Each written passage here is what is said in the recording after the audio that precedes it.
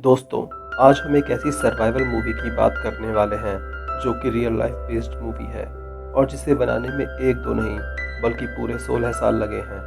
तो आइए शुरू करते हैं आदि जीवितम या the God life movie. Movie की शुरुआत सऊदी अरबिया के एयरपोर्ट से होती है, जहां पर हम दो मलयाली दोस्तों नजीब और हकीम को देखते हैं जो कि बेहतर नौकरी और ज़िंदगी की तलाश में भारत से सऊदी अरेबिया किसी कंपनी में काम करने आए थे, ताकि वहां पर काम करके वह भारत में एक बेहतर ज़िंदगी बिता सकें। एयरपोर्ट पर अपने डॉक्यूमेंट्स चेक कराकर वो दोनों बहुत देर तक कंपनी की तरफ से किसी के आने का इंतज़ार करते हैं, लेकिन बहुत देर हो जाने पर भी उन्हें लेने के लिए कोई नहीं आता। मलयाली होने की वजह से हकीम और नजीब को मलयालम भाषा के अलावा कोई और भाषा नहीं आती थी, इसलिए वो दोनों किसी से भी मदद नहीं मांग पा रहे थे। तब किस्मत से उन्हें एक आदमी मिलता है जो कि उनकी भाषा समझ रहा होता है और उसकी हेल्प से वो उस कंपनी में कॉल करते हैं जहां पर वो काम करने के लिए आए थे। जब कंपनी में कोई कॉल नहीं उठाता तो वो दोनों परेशान हो जाते हैं, लेकिन तभी वो आदमी एकदम से उन्हें बताता है कि असल में आज फ्राइडे है और सऊदी में फ्राइडे वाले दिन सारे ऑफिस में छुट्टी होती है। इस बात को जानने के बाद नजीब और हकीम वहां से एयरपोर्ट के बाहर चले आते हैं और वापस से वेट करने लगते हैं कि कोई तो उनको लेने आएगा। इस तरह उन्हें वहां पर इंतजार करते हुए रात हो जाती है। तब वो अपनी तरह और भी काफ़ी लोगों को देखते हैं जो कि अलग अलग देशों से आए थे। और अजीब बात यह थी कि उन सभी की कंपनी वाले लोग उन्हें लेने के लिए आ गए थे, जबकि हकीम और नजीब को अभी तक कोई भी लेने नहीं आया था। बहुत ज़्यादा देर हो जाने के बाद वहाँ पर एक शेख आता है जिसे मूवी में कफील बुलाया जाता है। कफील शब्द का अरबी भाषा में मतलब है मालिक। कफील वहां आकर नजीब और हकीम का पासपोर्ट चेक करता है और समझ जाता है कि उसमें कुछ गड़बड़ है। नजीब और हकीम को यह लगता है कि कफील कंपनी की तरफ से उन्हें लेने के लिए आया है, इसलिए वो दोनों उसके साथ जाने के लिए राजी हो जाते हैं। लेकिन जब कफील उन्हें एक पुरानी सी जीप में बैठने को कहता है तो वो दोनों थोड़ा अजीब महसूस करते हैं, क्योंकि उन्हें एजेंट ने बताया था कि उन्हें एयरपोर्ट पर एसी वैन लेने आएगी। वो दोनों कफील से इस बारे में और कंपनी के बारे में जानना चाहते हैं, लेकिन मलयालम भाषा के अलावा कोई और भाषा ना आने की वजह से वो दोनों कफील से ज़्यादा सवाल नहीं कर पाते और कोई और रास्ता ना होने की वजह से चुपचाप कफील के साथ उस जीप में बैठ जाते हैं। तब हम देखते हैं कि कफील उन दोनों को लेकर एक रेगिस्तानी इलाके में आ गया था, जहां आने के बाद वो एक और शेख से मिलता है और अब वो हकीम को जीप से नीचे उतारकर उसे उस शेख को सौंप देता है। तब नजीब और हकीम दोनों में से किसी को कुछ भी समझ में नहीं आता, लेकिन अब तक उन्हें इतना जरूर समझ में आ गया था कि वो किसी गलत आदमी के साथ आ गए हैं। दरअसल वो एजेंट और कंपनी फर्जी थे जिन्होंने हकीम और नजीब से सऊदी में नौकरी दिलाने के नाम पर पैसे लिए थे, इसलिए इन दोनों को कोई भी एयरपोर्ट पर लेने नहीं आया था और कफील इनकी मजबूरी का फ़ायदा उठाकर इन्हें रेगिस्तान में गुलामी कराने के लिए एयरपोर्ट से ले आया था। यहाँ रेगिस्तान में आकर कफील ने हकीम को किसी दूसरे शेख को बेच दिया था, जबकि नजीब को अपने पास रख लिया था। जब दूसरा शेख हकीम को अपने साथ लेकर जाने लगता है तो दोनों दोस्त शेख से उसे अलग ना करने के लिए गिड़गिड़ाते हैं, लेकिन किसी भी शेख पर कोई फर्क नहीं पड़ता। तब कफील हकीम को वहीं पर छोड़कर नजीब को लेकर निकल जाता है। नई जगह आकर नजीब बहुत ही ज़्यादा परेशान हो गया था, क्योंकि ना तो उसके आसपास के लोग उसकी बात समझ रहे थे और वो जिस एक इंसान के साथ अपने मुल्क से आया था वो भी उससे अब अलग हो चुका था। और यही सब सोचते हुए वो परेशान होकर एक किनारे बैठ जाता है। और बाहर का मौसम बहुत ही ठंडा था और नजीब को वहाँ पर नींद भी नहीं आ रही थी, इसलिए वो कफील के टेंट में जाकर सो जाता है। अब हम पास्ट का सीन देखते हैं जिसमें हमें पता चलता है कि नजीब सऊदी आने से पहले इंडिया में नदी से बालू निकालने का काम करता था और वह अपने एक साथी संतोष के साले के रेफरेंस से सऊदी अच्छी नौकरी की तलाश में आया था। यहाँ तक कि एजेंट की फीस के लिए उसने अपनी बीवी के गहने भी गिरवी रख दिए थे। अभी हम देखते हैं कि अचानक से नजीब का जो कफील यानी कि मालिक होता है उसको लात मारकर उठा देता है और बाहर जाकर सोने के लिए कहता है। जब अगले दिन नजीब की आंख खुलती है तो उसकी मुलाकात उसी जगह मौजूद एक बहुत ही बुरे हालात वाले बूढ़े आदमी से होती है, जो कि कई साल से कफील का गुलाम था और वहाँ पर भेड़ों और ऊँटों को चराने का और उनका दूध निकालने का काम करता था। उस बूढ़े आदमी को हिंदी आती थी, इसलिए नजीब उससे टूटी फूटी भाषा में बात करने की कोशिश करता है और तब वो बूढ़ा आदमी उसको दूध देकर कफील को देकर आने के लिए कहता है, मगर नजीब को उसकी बात समझ नहीं आती और वह खुद उस दूध को पी जाता है, जिस पर पहले तो बूढ़ा आदमी उसे डांटता है और फिर नजीब को और दूध देकर कफील को देकर आने के लिए कहता है। फिर नजीब कफील को दूध देने जाता है और उसे दूध देने के बाद समझाने की कोशिश करता है कि वह वहाँ पर धोखे से फंस गया है, लेकिन कफील उसकी बिल्कुल बात नहीं सुनता और अरबी भाषा में उसे बूढ़े आदमी के पास जाकर काम सीखने के लिए कहता है। फिर हम देखते हैं कि कफील बहुत मोटी मोटी रोटी बनाता है और एक रोटी नजीब को खाने के लिए दे देता है, लेकिन रोटी के साथ कुछ न होने की वजह से नजीब को वो रोटी पानी में डुबोकर खानी पड़ती है। नजीब इन सब बातों से बहुत परेशान हो जाता है और वहाँ से निकलने का फैसला करता है। इसलिए वो बूढ़े आदमी के पास जाकर उससे रोड के बारे में पूछता है और तब जाकर उसको पता चलता है कि रोड वहाँ से बहुत ही ज़्यादा दूर है। साथ ही साथ उस बूढ़े आदमी को तो यह तक याद नहीं है कि उसका नाम क्या है और वह खुद वहाँ पर कितने साल से फंसा हुआ है। रात होने पर नजीब सो जाता है और जब अगले दिन सुबह नजीब की आंख खुलती है तो वह पानी लेकर फ्रेश हो रहा था, लेकिन तभी अचानक से कफील आकर उसे मारने लगता है और पानी छीनकर ले जाता है, क्योंकि वो लोग वहाँ पर पानी पैसे से खरीदा करते थे और पानी वहाँ पर बहुत महंगा था। और तब वह बूढ़ा आदमी नजीब को रेत का इस्तेमाल करने को कहता है। इसको सुनकर तो नजीब को और भी ज़्यादा बेकार लगता है। तभी वहाँ पर पानी भरने वाला टैंकर आ चुका था, जिसके ड्राइवर को देखकर नजीब उससे हेल्प मांगकर खुद को वहाँ से बाहर ले चलने के लिए रिक्वेस्ट करता है, लेकिन वो आदमी नजीब की कोई हेल्प नहीं कर पाता, क्योंकि वो कफील से दुश्मनी नहीं चाहता था और अपने काम से काम रख रहा था। कफील नजीब को उस आदमी से बात करते हुए सुन लेता है और उस आदमी से पूछता है कि नजीब उससे क्या कह रहा था। जब वो आदमी कहता है कि उसे नहीं पता कि नजीब उससे क्या कह रहा था, तो कफील नजीब से खुद पूछता है कि वह ड्राइवर से क्या कह रहा था। नजीब जब कहता है कि उसने ड्राइवर से कुछ नहीं कहा, तो कफील जान जाता है कि नजीब वहाँ से निकलने के लिए ड्राइवर से हेल्प मांग रहा था। इसलिए वो बहुत गुस्सा हो जाता है और नजीब को रस्सी से मारने लगता है। नजीब जब दर्द सहन नहीं कर पाता तो वो रस्सी पकड़ लेता है, जिससे कफील को बहुत गुस्सा आ जाता है और वह नजीब को जान से मारने के लिए बंदूक ले आता है। तभी हम देखते हैं कि पानी की टंकी भर जाती है, जिससे कि कफील का ध्यान भटक जाता है। पानी को देखकर नजीब वापस से अपने पुराने दिनों के बारे में सोचने लगता है, जब वह अपनी बीवी साइनो के साथ गांव की नदी में आराम से नहाता था और दोनों एक दूसरे के साथ बेहद खुश थे। खैर, कफील नजीब को जान से नहीं मारता और छोड़ देता है। अगले दिन हम देखते हैं कि कफील नजीब को मार कर उठाता है और उससे बकरी का दूध निकाल कर लाने को कहता है। नजीब को कुछ समझ नहीं आता, क्योंकि आज से वो बूढ़ा आदमी नहीं दिख रहा था। खैर, नजीब बकरी का दूध निकालने के लिए जाता है, लेकिन उसे बकरी का दूध निकालना नहीं आता था, इसलिए बकरी उसको लात मार देती है। तब कफील खुद उसको दूध निकालना सिखाता है और बाद में उसे भेड़ों को चारा देने के लिए भेज देता है। इसी तरह कुछ दिन और बीत जाते हैं और नजीब को रोज दूध निकालना पड़ता, साथ ही साथ भेड़ बकरियों को चारा भी देना पड़ता था, क्योंकि उस दिन के बाद से वह बूढ़ा आदमी कहीं पर भी दिखाई नहीं दिया था। फिर एक दिन जब नजीब गाड़ी के शीशे में अपनी शक्ल देखता है तो उसको पता चलता है कि उसकी दाढ़ी बहुत ही ज़्यादा बढ़ गई थी और अब वो बिल्कुल अलग और कमज़ोर दिखने लगा था। उसकी हालत बहुत ही ज़्यादा ख़राब हो चुकी थी और उसको यह भी पता नहीं था कि उसे वहाँ पर आए कितना समय बीत चुका है। वह बहुत निराश हो जाता है और अपनी ज़िंदगी से परेशान होकर चिल्लाने और रोने लगता है। वहाँ से निकलने की कोई उम्मीद न देखकर वो अपनी ज़िंदगी ख़त्म करने का सोचता है और इसलिए वो एक ऊंची सी जगह पर चढ़ जाता है। जब वह वहाँ से कूदने ही वाला होता है कि उसकी नज़र नीचे जाती है, जहाँ पर कुछ गिद्ध किसी चीज़ को नोच नोच कर खा रहे थे। जब नजीब नीचे जाकर देखता है तो उसे पता चलता है कि असल में वहाँ पर एक लाश थी। जब वह गौर से लाश को देखता है तो उसे समझ में आ जाता है कि वो लाश असल में उस बूढ़े आदमी की थी, जो कि नजीब से पहले बकरियां चराया करता था। नजीब उसे देखकर समझ जाता है कि बूढ़े आदमी ने या तो खुद को खत्म कर लिया है, क्योंकि वह यह सब और सहन नहीं कर पा रहा था, या फिर शायद कफील ने ही उसे खत्म कर दिया, क्योंकि वह बूढ़ा आदमी अब कफील के किसी काम का नहीं बचा था। शायद नजीब और हकीम को इस जगह इसलिए लाया गया था क्योंकि कफील के पुराने गुलाम बूढ़े हो गए थे और काम के लायक नहीं रह गए थे। नजीब बूढ़े आदमी की ऐसी हालत देखकर बहुत परेशान हो जाता है और सोचने लगता है कि अगर वो वहाँ से नहीं निकला तो अंत में उसका भी यही हाल होगा। तभी वो गिद्ध नजीब के ऊपर भी हमला कर देते हैं, इसलिए वो तुरंत ही वहाँ से अपनी जान बचाकर भागता है और वहाँ से निकलने का फैसला करता है। अगले दिन नजीब भेड़ों को चराने के बहाने थोड़ा दूर चला आता है और वहाँ से भागने की कोशिश करने लगता है, लेकिन तब तक कफील की नज़र उस पर पड़ जाती है, जो कि तुरंत ही अपने ऊंट पर बैठकर उसका पीछा करता है और गोलियां चलाते हुए उसे रोकने की कोशिश करता है।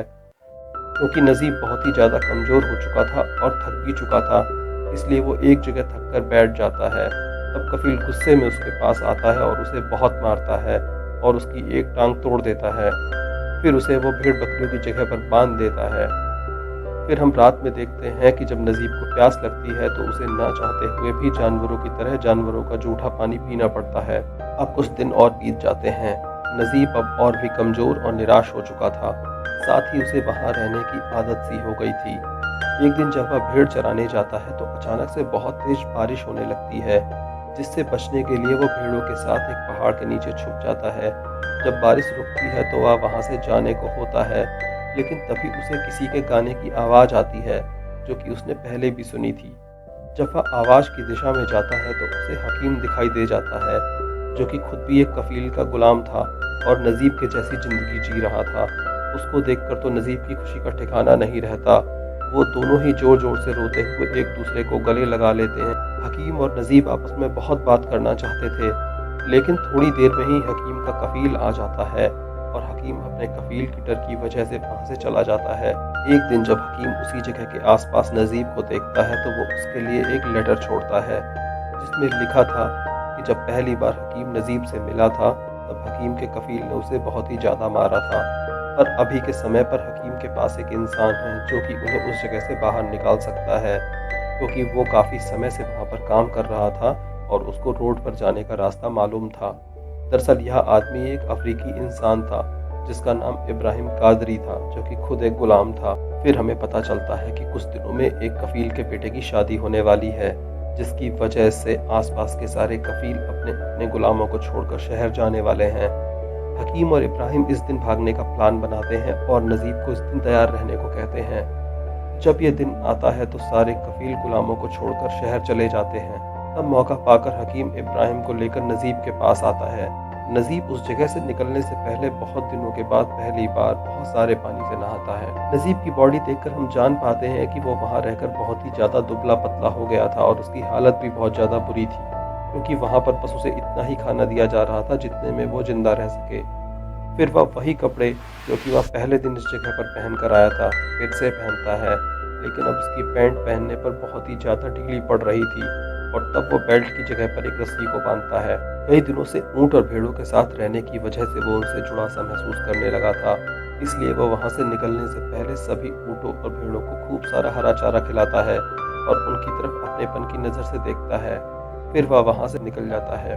वो तीनों आज बहुत ही ज़्यादा खुश थे और वो तीनों रात तक चलते रहते हैं, पर अब चलते हुए तीनों को बहुत ही ज़्यादा प्यास लगी थी। तब किस्मत से उन्हें एक और कफील का टेंट दिखाई देता है।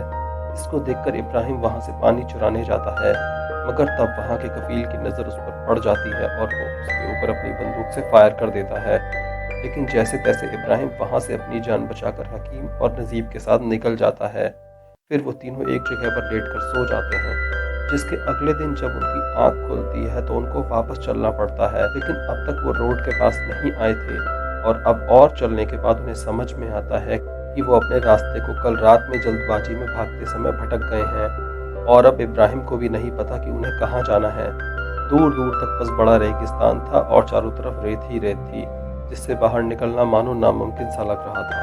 थकान और प्यास से हकीम की हालत बहुत ही ज़्यादा बिगड़ने लगती है और उसे अपने सामने ढेर सारा पानी और एक ऊँट दिखाई पड़ता है, जिसको देखकर वह खुशी से उसकी तरफ दौड़ पड़ता है। लेकिन जब वह उस जगह पर पहुंचता है तो वह देखता है कि वहां पर मरे हुए ऊँट का एक कंकाल था और अभी हकीम को जो दिखाई दिया था उसको असल में मृग मरीचिका या मिराज कहा जाता है, जो कि अक्सर रेगिस्तान में भटके हुए लोगों को दिखाई देता है, जिसमें सूरज की रोशनी में दूर देखने पर ऐसा भ्रम होता है जैसे आगे पानी हो। अब आगे चलते हुए वो तीनों दुआ कर रहे थे, तभी अचानक से जमीन से ढेर सारे सैंड वाइपर्स निकलते हैं, जो कि दुनिया में सबसे खतरनाक सांपों में से एक है। इब्राहिम और हकीम तो वहां से जैसे तैसे निकलने में कामयाब हो जाते हैं, लेकिन नजीब उन्हीं सैंड वाइपर्स के बीच में फंस जाता है। तब इब्राहिम उसे एक ही जगह पर खड़े रहने की सलाह देता है। नजीब अब कोशिश तो कर रहा था, लेकिन वो बहुत ही ज़्यादा डर जाता है। खैर वो किस्मत से बाल बाल बच जाता है और सारे वाइपर्स वहाँ से चले जाते हैं। अब इन तीनों को चलते हुए 3 दिन हो चुके थे, मगर अब भी वो रोड के पास नहीं पहुँचे थे। चलते हुए नजीब के पैर में बहुत ही भयानक छाले पड़ जाते हैं और अब वो चल भी नहीं पाता। तब इब्राहिम अपनी जैकेट को फाड़ कर उसके पैरों में बांधता है और वो तीनों अब आगे बढ़ने लगते हैं। पर अब एक ऐसा समय आ गया था कि हकीम की हालत बहुत ही ज़्यादा बिगड़ जाती है और उसको तुरंत ही पानी पीना था। तब इब्राहिम उसको अपना पसीना पिलाता है। फिर थोड़ा और आगे चलने पर एक बार वापस से हकीम को मिराज दिखाई देता है, जिसके अंदर उसे अच्छा खाना दिखाई दे रहा था। तब वो उस खाने पर टूट पड़ता है, पर असलियत में वह रेत खा रहा था। और जब इब्राहिम और नजीब उसे रोकने की कोशिश करते हैं, तब हकीम नजीब को मारने तक की कोशिश करता है, क्योंकि इतने लंबे समय तक थकान और भूख प्यास से हकीम की मेंटल स्टेट डिस्टर्ब हो गई थी। अचानक से और ज़्यादा रेत खाने की वजह से उसका गला चौक हो जाता है और उसे खून की उल्टी होती है। इस वजह से उसकी मौके पर ही मौत हो जाती है। इसको देखकर अब नजीब की हालत और भी बुरी हो गई थी। साथ ही साथ अब वो भी पूरी तरह से हिम्मत हार चुका था। अब इब्राहिम उसे संभालता है और आगे चलने के लिए समझाता है, और इतने में ही वहाँ पर अचानक से रेत का तूफान आ जाता है, जिसके अंदर वो दोनों फंस जाते हैं। वो दोनों उसमें बच तो गए थे, लेकिन अब हकीम की बॉडी रेत के नीचे कहीं दबकर रह गई थी, और ना चाहते हुए भी दिल पर पत्थर रखकर अब नजीब को हकीम की बॉडी बिना ढूंढे ही इब्राहिम के साथ वापस जाना पड़ता है। अब चलते हुए इब्राहिम की हालत भी बिगड़ने लगी थी। साथ ही साथ नजीब के पैर में इतने ज़्यादा छाले हो गए थे कि उसके पैर दर्द से जल रहे थे। अब अगले दिन नजीब की हालत भी मरने वाली ही हो चुकी थी। तब इब्राहिम अपनी चिंता न करते हुए नजीब को अपने जूते पहनने के लिए दे देता है, लेकिन तभी इब्राहिम की नज़र वहाँ पर एक छिपकली पर पड़ जाती है, जिसको देखकर वो समझ जाता है कि आसपास ज़रूर पानी होगा। और थोड़ी बहुत छानबीन करने पर नजीब और इब्राहिम को वहाँ पर पानी मिल जाता है, जिसको देखकर वो दोनों ही तुरंत उसकी तरफ भागते हैं। इस बार ये कोई मिराज नहीं था, बल्कि ये सच्चाई थी, और आज इतने समय बाद वो दोनों जी भरकर पानी पीते हैं। साथ ही साथ इब्राहिम पानी को एक बोतल में भर लेता है। थोड़ा बहुत आराम करने के बाद वापस से नजीब के साथ आगे की तरफ निकल पड़ता है, लेकिन अब और ज़्यादा आगे जाने पर उन्हें यही दिखाई देता है कि आसपास रोड का कोई नामो निशान नहीं है, जिसको देखकर अब इब्राहिम की हिम्मत भी जवाब दे जाती है। और जब अगले दिन नजीब की आंख खुलती है, तब तक इब्राहिम उसे वहीं छोड़कर वहां से अकेले कहीं पर चला गया था, और जाने से पहले उसने नजीब के लिए वो पानी की बोतल छोड़ दी थी, जिसको उन्होंने उस तालाब से भरा था। शायद इब्राहिम भी अब जिंदा नहीं बचा था। अब नजीब अकेले ही उस रेगिस्तान में फंसा हुआ था, और उसके दिमाग ने लगभग काम करना बंद कर दिया था। फिर भी वो आगे बढ़ता रहता है, और तब तक उसके पास जो पानी था वो भी खत्म हो जाता है। वो उस पानी की आखिरी घूंट को ऐसे पीता है जैसे उसको आखिरी बार पानी पीने को मिल रहा हो। पानी पीने के बाद वह वापस से जैसे तैसे खड़ा होता है और आगे बढ़ने की कोशिश करता है, और तब तक उसकी हालत इतनी ज़्यादा खराब हो गई थी कि वह चल भी नहीं पा रहा था, इसलिए वह नीचे गिर जाता है। उसके हाथ से अब पानी की बोतल गिरकर लुढ़कती हुई जाती है और कुछ आवाज़ करती है, जैसे कि वह किसी सख्त सतह पर लुढ़क रही हो। नजीब जब नज़र उठाकर देखता है तो उसे दिखता है कि उसकी बोतल वास्तव में लुढ़कते हुए रोड पर आ गई थी, जिसे देखकर नजीब की खुशी का ठिकाना नहीं रहता, और अचानक से उसके अंदर फिर एक उत्साह आ जाता है और वह खड़ा हो जाता है। इसी तरह वह रोड तक आ जाता है और रोड के बीच में खड़ा हो जाता है। तभी वहाँ पर एक ट्रक आता है, लेकिन ट्रक वाला उसे अपने ट्रक में नहीं बिठाता। फिर वह रोड पर एक तरफ धीरे धीरे चलने लगता है। तभी पीछे से एक कार आती है, जिसमें बैठा शेख नजीब की हालत पर दया दिखाता है और उसे अपनी गाड़ी में बिठा लेता है। फिर शेख उसे पीने के लिए पानी भी देता है और उसे शहर तक छोड़ देता है। नजीब शेख को जाता देखकर उसे हाथ जोड़कर शुक्रिया अदा करता है, और फिर शेख वहाँ से चला जाता है। नजीब इतना कमज़ोर हो चुका था कि वह चल भी नहीं पा रहा था, लेकिन फिर भी वह 2-4 कदम चलने की कोशिश करता है, लेकिन एक जगह पर जाकर गिर जाता है। यह नजीब की खुशकिस्मती थी कि एक मलयाली आदमी की नज़र उस पर पड़ जाती है, जो कि सऊदी में एक होटल चला रहा था।